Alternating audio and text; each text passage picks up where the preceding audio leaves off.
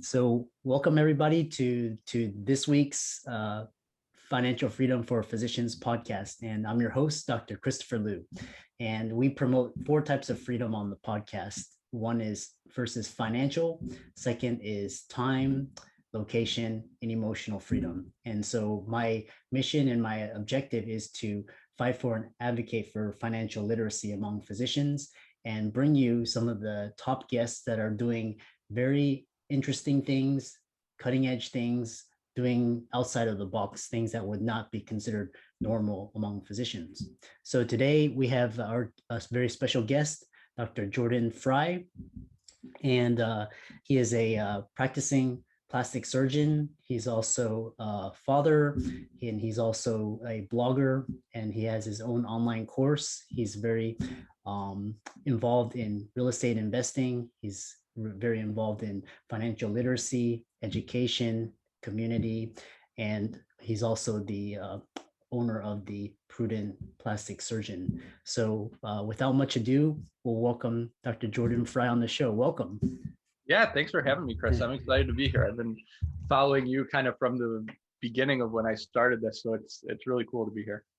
Yeah, thanks so much. And it's really good to be able to connect with a lot of the influencers and a lot of people that are up and coming, and also to connect with some of the big names in the field. So I'm always interested in how each brand got started. So tell us a little bit more about yourself, your journey, your path to financial freedom, and all about the Prudent Plastic Surgeon and your vision for it. Sure. Yeah.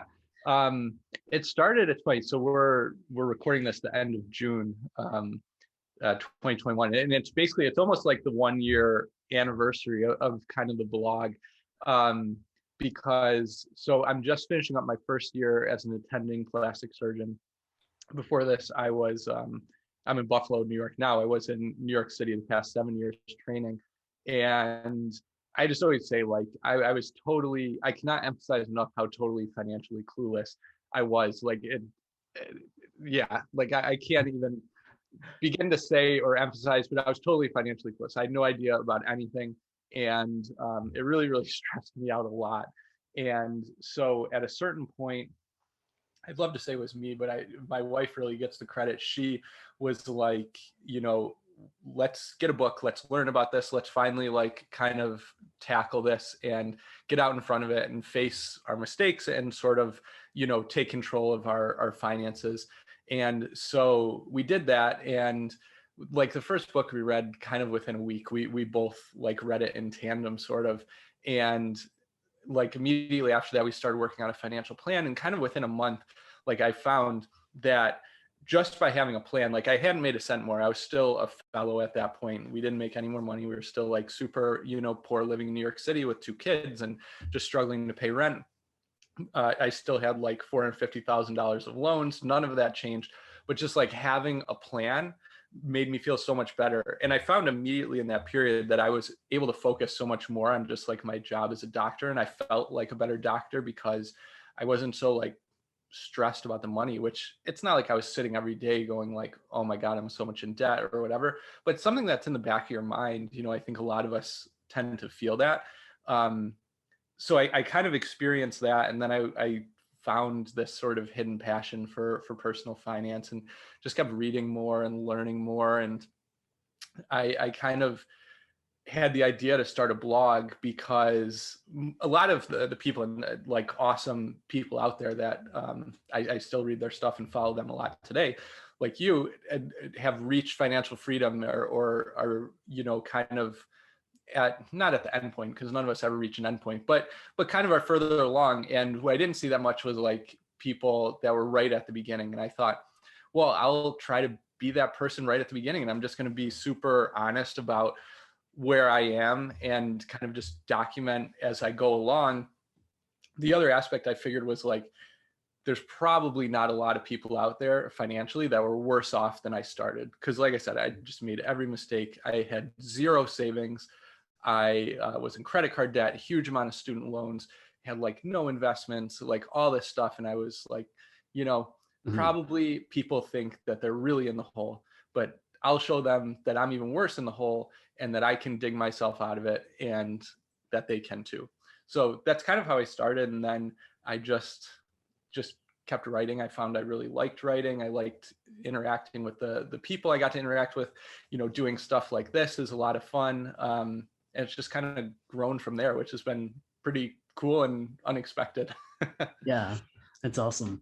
For the listeners, what was the book that you read to help you solidify your plan to get you to where you want to go? Yeah, so the first book I read was White Coat Investor, which is probably one that a lot of people have. It's a great book. Yeah. And the funny story is, like, I had it, we had owned it for a year. It just collected dust before I opened it, because I just kept procrastinating, where I look at it and be like, I'm so intimidated by this topic. But so we read that one, and then after that we read Millionaire Next Door, which is another classic one. Yeah, that's a good one. The Bogglehead's Guide to Investing. We read those three together. We've since read a bunch more together, which I think is a really cool thing, and it's helped us kind of be on the same page. But those were the first three, all great ones that I can recommend. Mm-hmm. And for the listeners, I'll put all the Dr. Frey's notes into the show notes and recommendations. So yeah, so you've actually come a long way, because I've seen recently you posted you bought a multifamily, and then you also wrote about a very high savings rate. I think it was 43%, Yeah. which is fantastic. I always advocate a high savings rate, and then putting it into low cost index funds just starting out, and then becoming a real estate investor. So what are some of the challenges that you encountered along the way, and feel free to share and how you overcame those?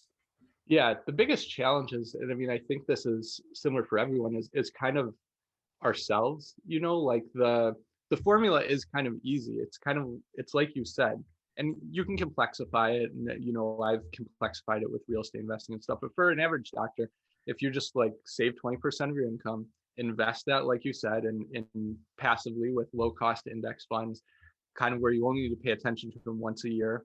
If you find a job that you like and you're able to work long term at that, and you find fulfillment there, that you work 25, 30 years, whatever the average kind of career is, like, you'll be fine. You're going to retire extremely well. Mm-hmm. So it sounds super simple, and it is kind of a super simple formula, but there's so many like mental roadblocks that come up in the way. So definitely I experience them and continue to. The first, it's all these, and they're like limiting beliefs, right? These like kind of stories you tell yourselves that aren't necessarily true. But things just like, oh, I'm no good at money, which is always the funniest one to me, which that's kind of like the rationalization people use not to get started. Even when I tell them, look, it's so simple, like I knew nothing, and like you can really turn it around. It's like, oh, well, it's just too hard. And you're like, well, you somehow willed yourself through like medicine, like through medical school and residency. And no matter what specialty you chose or what you did, like that was just tough. Like, I mean, there are times where you're just, I don't even know, like we look back now, it does get better. If you're a trainee listening to this, like it's so much better as an attending. And you look back and it's like, how did I even do that? Or like, how did I get through that situation? But then we tell ourselves that something like money, we can't figure out. And that's another reason why I started blogging, was because it helped me so much. Like seeing people, I mean, I saw one of your talks very early on Peter Kim's, the Leveraging Growth Summit. And just seeing people that I was like, these are people like me, like if they can do it, I can do it. That was so helpful. So that's obviously a huge one. There's also just the kind of like consumerism. I like, one of my first blog posts was about this, just how I felt like a poor plastic surgeon, because I felt like I had this, even as a resident in New York City, this kind of image to live up to of what a plastic surgeon was. And I just wasn't that. And it stressed me out, even though that wasn't necessarily what I wanted to be. But we all see that with like being a doctor. So the example I always give is like when my wife and I, we were we knew what my salary was going to be, what her salary was going to be. We were sort of like planning our budget and creating our financial plan. And I had put in, I forget exactly how much, but like enough to lease a car, like a very expensive luxury car, because that's just kind of like what I thought you did, which sounds so stupid to say, but it's just kind of what I thought you did. And the thing is, I'm not a car person. I don't necessarily have anything against doing that if like you get an equal amount of satisfaction from that car. But I'm not a car person. I just need a point A to point B. And I kind of just wrote that in or like penciled that in without even thinking. And now I ended up just buying a used car, which suits me, perfect and is very functional. And that money goes towards our savings and has definitely, if you consider how much it was each month, like helped us to invest or like buy our rental properties and things like that. Yeah. It's definitely the person in the mirror is the worst enemy. Yeah. Well, you brought up a lot of good points, including having a plan, and that gives you some solid stability and footing, and then just taking action, and that's what you're doing right now. Yeah.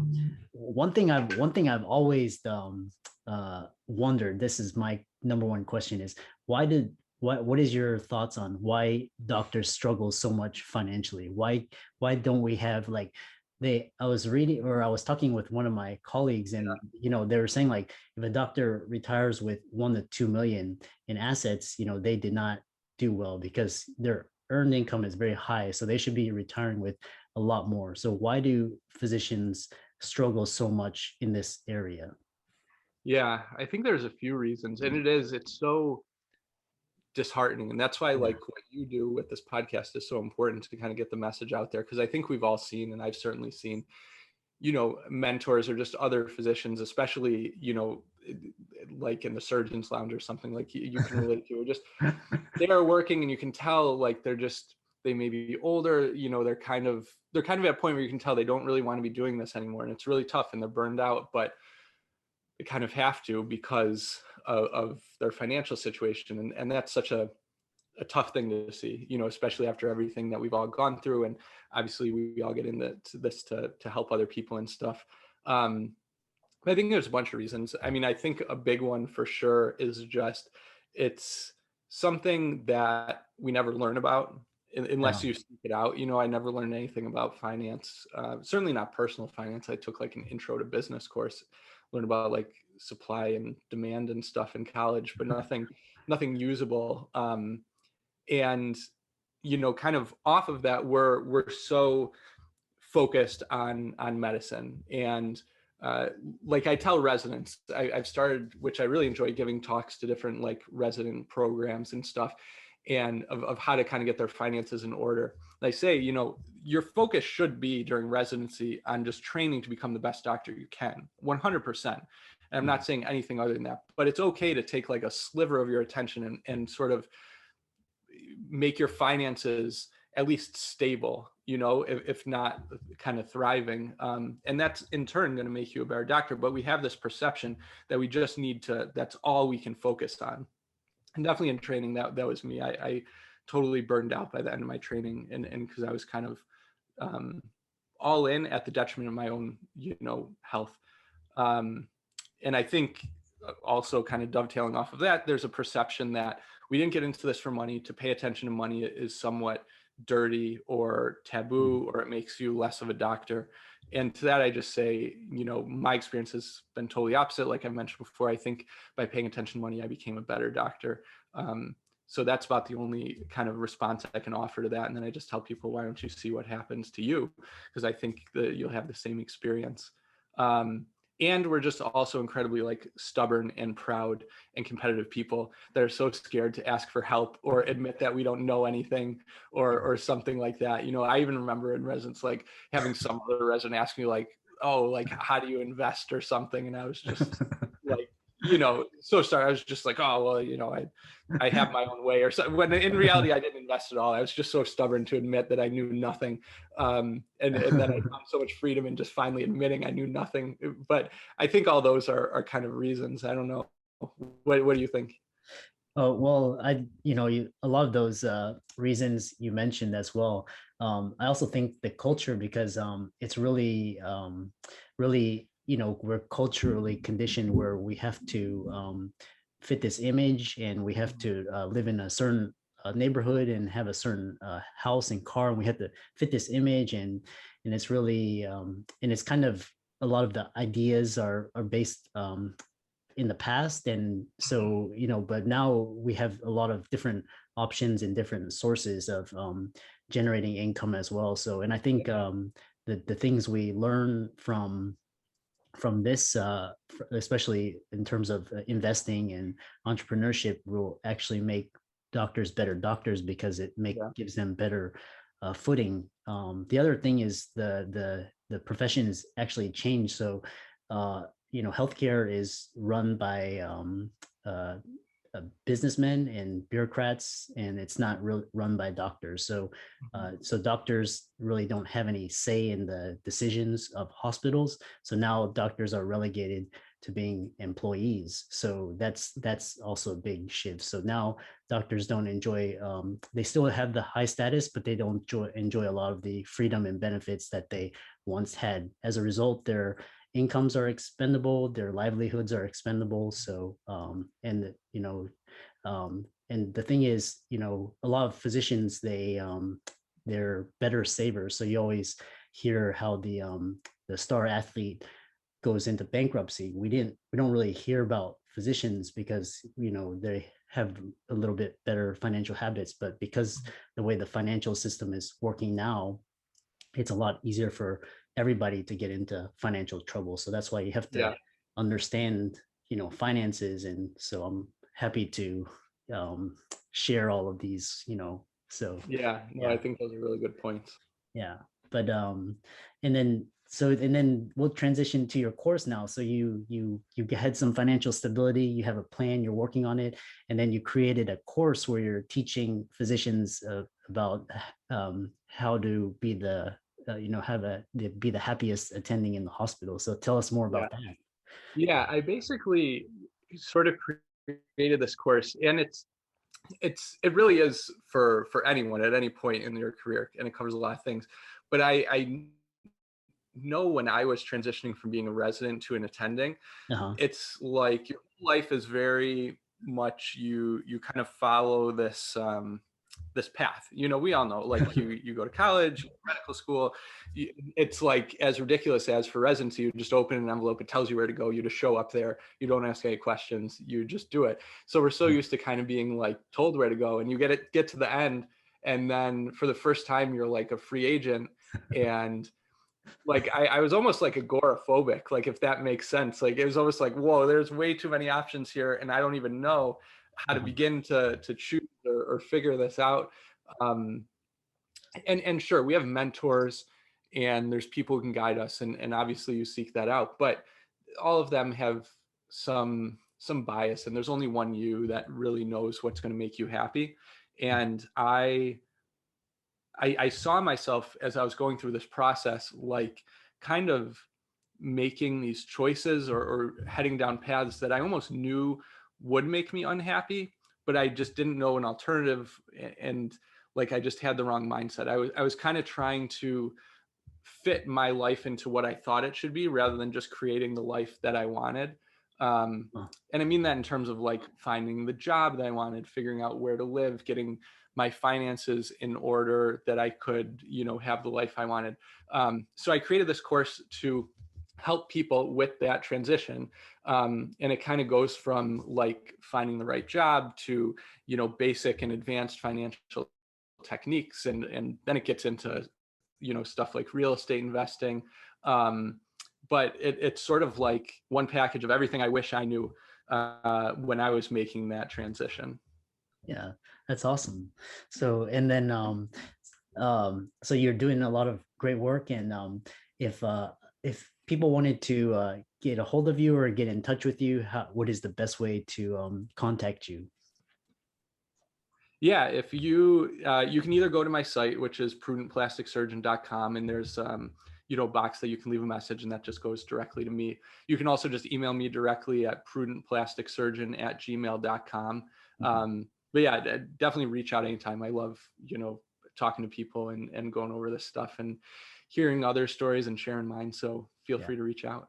Yeah, you've dropped a lot of wonderful gems, and you've given a really fantastic story. I see, your brand growing and making a huge impact in on physicians, and especially in the field of personal finance. So thanks for much for being on the show. Any last parting words for our guests and our visitors? My last parting words would just be to, I guess, just that, financial well-being, which is kind of what I've come to call it. It's a very important but totally overlooked aspect of our overall well-being. And, first, try not to neglect it. I guess that's my message. Thanks for having me, and thanks for all you do. Honestly, you were, someone that influenced me as I was getting started and continue to, so I appreciate it.